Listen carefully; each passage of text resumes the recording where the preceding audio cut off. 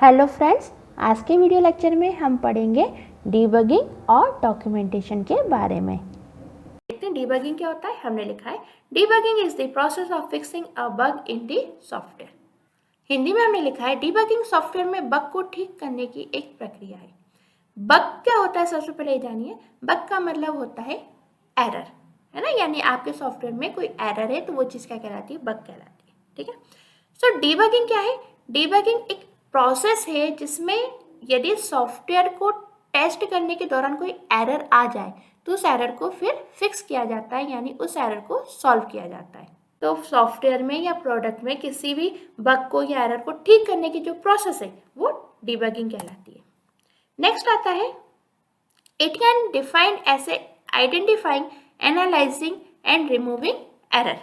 ठीक है, जो डीबगिंग की जो प्रोसेस है इसमें हम क्या क्या करते हैं, इसमें हम आइडेंटिफाई करेंगे, यानी प्रोडक्ट में या हमारे सॉफ्टवेयर में जो एरर है, जो भी दिक्कत है उसको हम क्या करेंगे, आइडेंटिफाई करेंगे, यानी उस एरर को पहचानेंगे।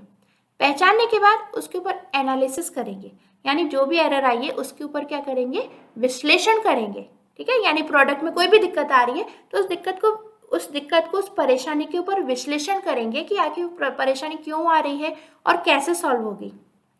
और फिर तीसरे स्टेप में रिमूविंग एरर, यानी जो थर्ड स्टेप आएगी उसमें हम जो एरर आ रही है उसको क्या कर देंगे, रिमूव कर देंगे।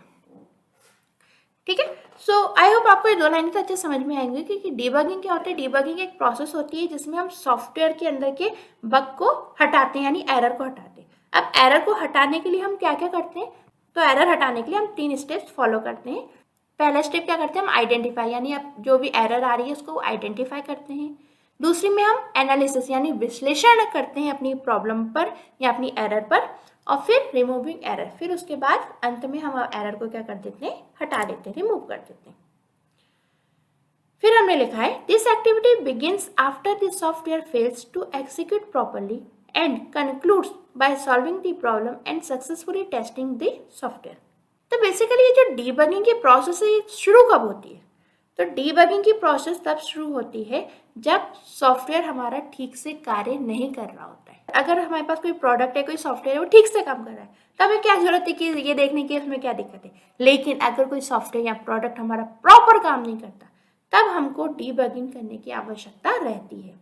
ठीक है, तो वही चीज हमने लिखी है, this activity begins after the software fails to execute properly and execute properly का मतलब यानी प्रॉपर तरीके से सॉफ्टवेयर काम नहीं कर रहा है, and concludes by solving the problem and successfully testing the software. तो अब यहाँ पे ये बताया गया कि डीबगिंग की प्रोसेस कहाँ से शुरू होती है, जब सॉफ्टवेयर में कोई विफलता हमको मिलती है, यानी कोई प्रॉब्लम हमको मिलती है, वहां से शुरू होती है। और खत्म कब होती है, जो हमने लिखा है खत्म होती है जब हम अपनी सॉफ्टवेयर को की सारी एरर निकाल देते हैं, उसको प्रॉपर तरीके से सक्सेसफुली दोबारा से टेस्ट करके देख लेते हैं, तब जाके हमारी डीबगिंग की प्रोसेस खत्म होती है। ठीक है, यानी प्रोडक्ट के विफल होने से डीबगिंग की प्रोसेस चालू हो जाती है, और जब तक वो प्रोडक्ट प्रॉपर तरीके से बन के तैयार ना हो जाए, उसकी प्रॉपर टेस्टिंग ना हो जाए और टेस्टिंग में वो सफलता प्राप्त ना कर ले, तब तक डीबगिंग की प्रोसेस चलती रहती है। इसका मतलब यदि हमारा प्रोडक्ट या सॉफ्टवेयर प्रॉपर तरीके से काम करने लगता है तो डीबगिंग की प्रोसेस खत्म हो जाती है। फिर हमने लिखा है it is considered to be an extremely complex and tedious task because error needs to be resolved all stages of debugging. Hindi में हमने लिखा है इसे एक अत्यंत जटिल और थकाऊ कार्य माना जाता है क्योंकि डीबगिंग के सभी चरणों में त्रुटियों को हल करने की आवश्यकता होती है। देखो, जो डीबगिंग है ना, ये एक बहुत कठिन टास्क होता है, यानी सॉफ्टवेयर डेवलप करने से भी ज़्यादा कठिन होता है सॉफ्टवेयर में से एरर को फाइंड आउट करना।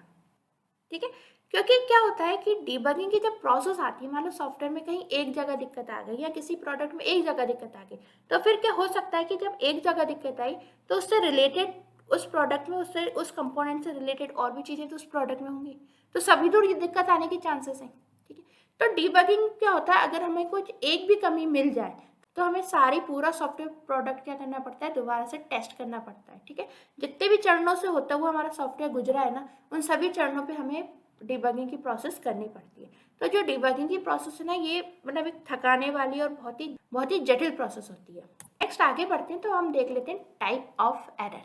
ठीक है, यानी जो अभी हम डीबगिंग की प्रोसेस पढ़ रहे थे ना, इसी के अंतर्गत आता है टाइप ऑफ एरर। क्योंकि डीबगिंग क्या है? डीबगिंग है कि हम अपने प्रोडक्ट में से, सॉफ्टवेयर में से एरर को फाइंड आउट कर रहे हैं और उस एरर को एनालिसिस करके रिमूव कर रहे हैं। ठीक है, तब हमें ये देखना है कि हमारा सॉफ्टवेयर है उसमें कितने प्रकार की एरर्स आती हैं। तो अब हम यहाँ पे पढ़ लेते हैं टाइप ऑफ एरर। पहली होती है सिंटैक्स एरर। तो यहाँ पे सिंटैक्स का अर्थ मैं आपको प्रीवियस वीडियोस में भी बहुत अच्छे से बता चुकी हूँ कि सिंटैक्स क्या होता है। प्रोग्राम के कोड को लिखने का एक तरीका सिंटैक्स कहलाता है।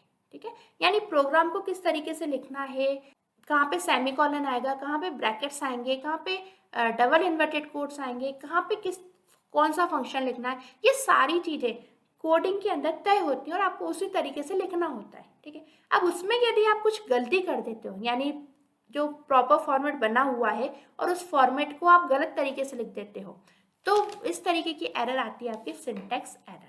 और ये एरर जो है कंपाइलर के द्वारा बड़ी आसानी से पता चल जाती है, यानी कंपाइलर खुद ही बता देता है कि आपने ये जो सिंटैक्स है गलत तरीके से लिखा हुआ है। दूसरी आती है सिमेंटिक एरर। सिमेंटिक एरर होती है जब आप अपने प्रोग्राम के कोड को इम्प्रॉपर यानी गलत तरीके से लिखते हो। ठीक है, तो वो हो जाती है आपकी सिमेंटिक एरर। नेक्स्ट आती है आपकी लॉजिकल एरर। लॉजिकल एरर होती है जब आप लॉजिक ही गलत लगा देते हो, यानी आप आंसर तो कुछ और चाहते हो लेकिन उस आंसर के लिए आप लॉजिक ही गलत लगा देते हो। जैसे फॉर एग्जांपल एक छोटा सा लॉजिक बताती हूँ। सपोज आप 2 और 3 का एडिशन करवाना चाहते हो। ठीक है, आपने कंप्यूटर को बोला 2 और 3 का एडिशन कर दो। अब आप गलती कर जाते हो कोड के टाइम पे और आप एडिशन की जगह यहाँ पे क्या लिख देते हो, माइनस। ठीक है, आप यहाँ पे प्लस लगाना भूल जाते हो। अब आपके माइंड में तो क्या सेट है कि आपको 2 और 3 का एडिशन चाहिए, लेकिन आपने कोड में लिख दिया 2 - 3। तो कंप्यूटर की क्या गलती? कंप्यूटर तो बेचारा आपको यहाँ पे आंसर दे देगा एडिशन में -1।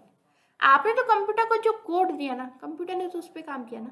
अब इसमें गलती किसकी? गलती आपकी है, क्योंकि आपने कंप्यूटर को लॉजिक ही गलत बता दिया। तो आपने जो लॉजिक बताया कंप्यूटर ने उसके अकॉर्डिंग काम कर दिया। तो जब आप चाहते कुछ हो और कोड में कुछ गलत लॉजिक लगा देते हो, तो इस कंडीशन में आती है आपकी लॉजिक एरर।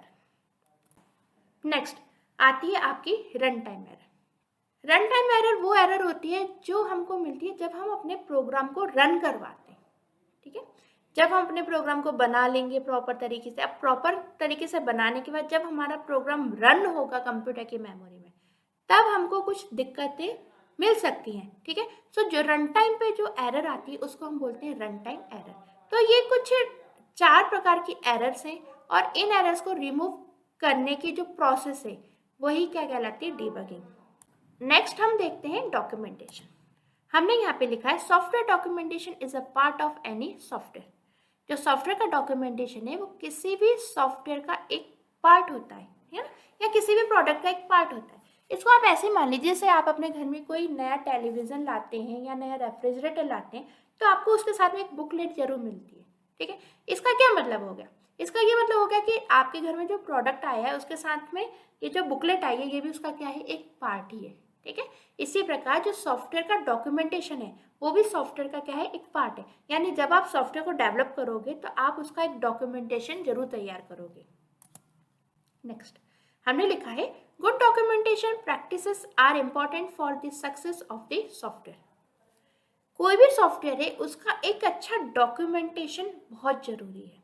यानी जितना जरूरी आपका सॉफ्टवेयर है उससे भी उतना ही जरूरी आपका उसका डॉक्यूमेंटेशन को प्रिपेयर करना है। यानी आपको डॉक्यूमेंटेशन प्रिपेयर करने की भी अच्छी प्रैक्टिस होनी चाहिए सॉफ्टवेयर को डेवलप करने के साथ साथ। Next, documentation must comprise an interactive user experience, information architecture and good understanding of your audience.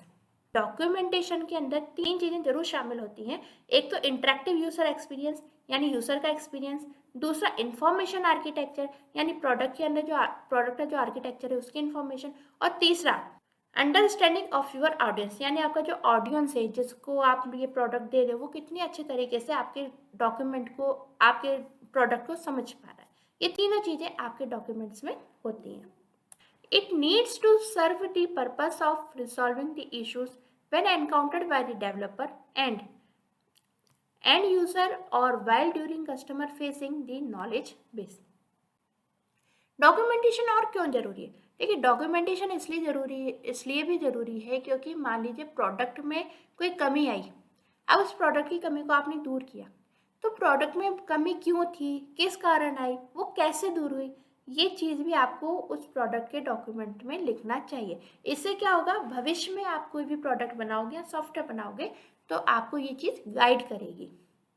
फिर दूसरी बात इसलिए भी ज़रूरी है, जैसे आपने कोई प्रोडक्ट बनाया, प्रोडक्ट बना के आपने कस्टमर को बेच दिया, अब कस्टमर आपसे क्वेरी करेगा किसी प्रॉब्लम को लेकर, तो आपके पास उस चीज़ का एक नॉलेज बेस रहेगा, यानी आपको पता रहेगा कि हाँ, ये प्रोडक्ट में ये इशू था तो इस तरीके से आपने सॉल्व किया था, तो आप कस्टमर की जो प्रॉब्लम है उसको बड़ी आसानी से सॉल्व कर सकते हो ना। हमने लिखा है appropriate details and description need to be in the documentation to achieve the following goals. ठीक है, डॉक्यूमेंटेशन के अंदर हम जो भी डिस्क्रिप्शंस लिखते हैं वो बेसिकली हम क्यों लिखते हैं, क्यों हम डॉक्यूमेंटेशन बना रहे हैं, तो हमने यहाँ पे कुछ पॉइंट्स में बताया हुआ है कि हम डॉक्यूमेंट्स क्यों बना रहे हैं, हम किन उद्देश्यों की पूर्ति के लिए डॉक्यूमेंटेशन बना रहे हैं। देखते हैं, पहला उद्देश्य resolve issue encountered by the developer during the development process.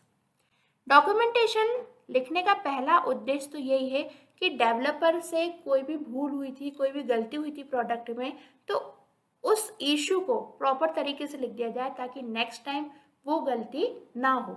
ठीक है, दूसरी बात, जो गलती थी प्रोडक्ट में वो किस तरीके से सॉल्व हुई है ये भी डॉक्यूमेंट में लिख दिया जाए, ताकि कभी कोई गलती इस तरीके की भविष्य में आती है तो आप उस गाइड से या उस डॉक्यूमेंटेशन से सीख सकें कि हमको अपनी गलती को इस तरीके से सॉल्व करना है। दूसरा स्टेप देखते हैं कि हमें डॉक्यूमेंटेशन क्यों जरूरी है, तो हमने लिखा है help end user to understand the product. ठीक है, डॉक्यूमेंटेशन एंड यूजर के लिए भी जरूरी है, यानी आप जिसको अपना सॉफ्टवेयर या प्रोडक्ट बनाकर बेचोगे उसके लिए भी डॉक्यूमेंटेशन जरूरी है, क्योंकि उस डॉक्यूमेंटेशन की सहायता से यूजर उस सॉफ्टवेयर पे वर्क करना सीखेगा। ठीक है, जैसे फॉर एग्जांपल टेलीविजन के साथ में आपके साथ एक गाइड आती है, एक मैनुअल आता है, तो उससे पता चल जाता है ना कि जो आपका नया टीवी वो किस तरीके से ऑपरेट होगा, आपको किस तरीके से इसमें चैनल्स चेंज करना है, किस तरीके से सेटिंग करनी है, वो सारी चीजें आपको इसमें पता चल जाती हैं। Third, assist customers and the support team to find the information. Documentation से तीसरा फायदा हमको क्या मिलता है, तीसरा गोल कौन सा पूरा होता है, तो हमने लिखा है assist customers and the support team to find the information, यानी जो डॉक्यूमेंटेशन है वो कस्टमर और जो सपोर्ट टीम है उन दोनों को इंफॉर्मेशन देने का एक अच्छा स्रोत बनता है। ठीक है, क्योंकि डॉक्यूमेंटेशन है तो वो डॉक्यूमेंटेशन कस्टमर के लिए भी अच्छा है, यानी कस्टमर भी उससे जानकारी ले रहा है, और फिर भी कस्टमर को कोई प्रॉब्लम आ रही है तो उस डॉक्यूमेंट की मदद से आप कस्टमर की प्रॉब्लम भी सॉल्व कर पा रहे हो और कस्टमर को जानकारी भी दे पा रहे हो। आगे बढ़ते हैं तो हम देख लेते हैं टाइप ऑफ डॉक्यूमेंटेशन। तो देखिए, बेसिकली दो प्रकार के डॉक्यूमेंटेशन होते हैं, एक तो यूजर डॉक्यूमेंट और दूसरा होता है सिस्टम डॉक्यूमेंट।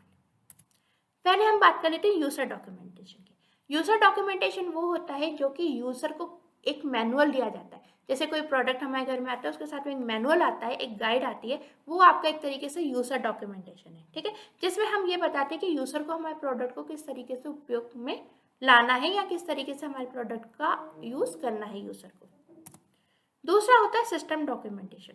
सिस्टम डॉक्यूमेंटेशन के अंदर वो सारी चीजें आ जाती हैं जिन जिन फेज से होता हुआ हमारा सॉफ्टवेयर गुजरा है और हमारा सॉफ्टवेयर किस तरीके से बना है, यानी सिस्टम डॉक्यूमेंटेशन में हम वो सारी चीजें लिखेंगे कि हमारा सॉफ्टवेयर जो है वो किस तरीके से बना है, इसमें क्या प्रॉब्लम्स आई थी, कौन सी प्रॉब्लम को सॉल्व करने के लिए हमने ये सॉफ्टवेयर बनाया है, किस कस्टमर की रिक्वायरमेंट के लिए बनाया है, किस पर्पज से बनाया है, यानी हमारे सॉफ्टवेयर के डेवलपमेंट की जो भी बातें हैं वो सिस्टम डॉक्यूमेंटेशन में कंसीडर होती हैं। ओके फ्रेंड्स, तो ये था आज का हमारा वीडियो लेक्चर जिसमें हमने आज पढ़ा debugging and documentation. Okay friends, मिलते हैं नेक्स्ट वीडियो लेक्चर में। Bye bye.